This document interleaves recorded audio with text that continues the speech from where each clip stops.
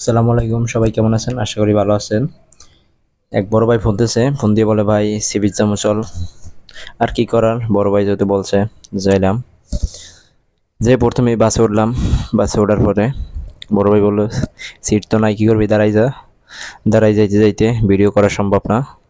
পরে আর কি করার, নামাই দিছে এক সি বিচের এক ও মাথায়। নামাই দেওয়ার পরে হাঁটতে হেঁটে হেঁটে হেঁটে যাইতেছি। দুই ভাই কথা কইতেছি। যাওয়ার পর দেখি অনেক লোকজন এ জায়গায় ভিতরের।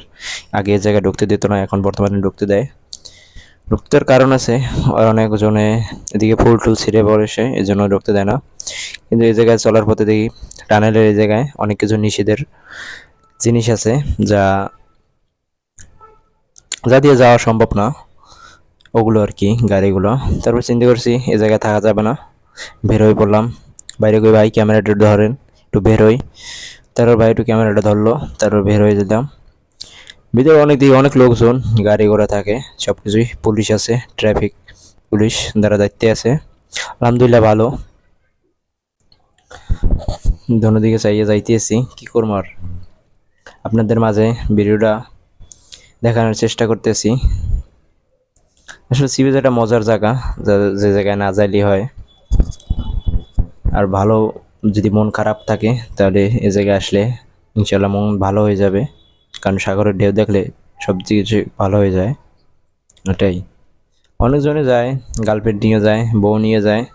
তবে আমরা আছি দুই ভাই, কি করবো, বের হওয়ার রাস্তা দেখতে আসি না, দিয়ে অনেক দূরে। তারপরে চিন্তা করলাম এই জায়গায় দিয়ে যাই, কিছু করার নাই, কারণ সময় অতটা নাই, সন্ধ্যা হয়ে যাচ্ছে প্রায়।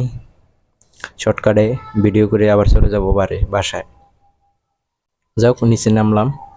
নিচে নামার পথে দেখি বসার মতো স্থান আছে, খাবার দাবার আছে, চিংড়ি মাছ, তারপরে এগুলো আছে অনেক কিছুই।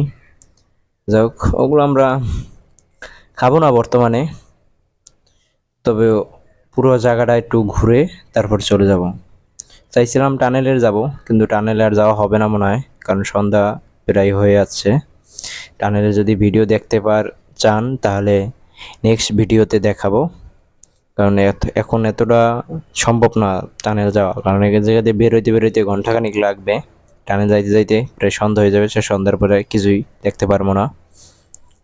যাই হোক, অবশেষে আরও নিচে নেমে আসলাম। নেমে এসে দেখি অনেকগুলো চেয়ার রেখে দিয়েছে, তো ফুচকা এগুলো বেচে বেচে কিনা করে। যাক, আলহামদুলিল্লাহ ভালো। সবাই ইতিমধ্যে ধন্যবাদ। ভালো থাকবেন, সুস্থ থাকবেন। আল্লাহ হাফেজ।